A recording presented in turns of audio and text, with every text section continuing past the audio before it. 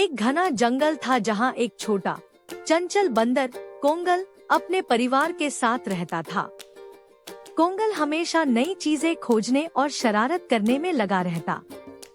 एक दिन उसे जंगल की सबसे पुरानी गुफा में एक चमचमाती छड़ी मिली। जैसे ही कोंगल ने उस छड़ी को छुआ, एक जादुई आवाज आई, जो इसे सच्चे दिल से इस्तेमाल करेगा वो जंगल का रक्षक बनेगा।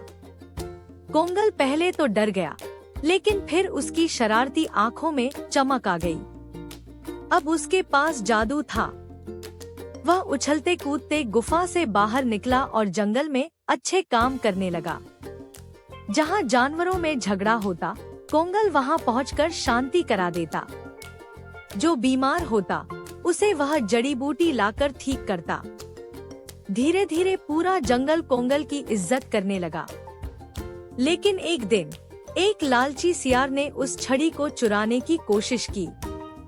जैसे ही उसने छड़ी को पकड़ा, वो छड़ी जलने लगी और सियार डर के मारे भाग गया। जंगल की आत्मा ने कहा, कोंगल, तुझे यह शक्ति इसलिए दी गई थी क्योंकि तेरा दिल सच्चा है।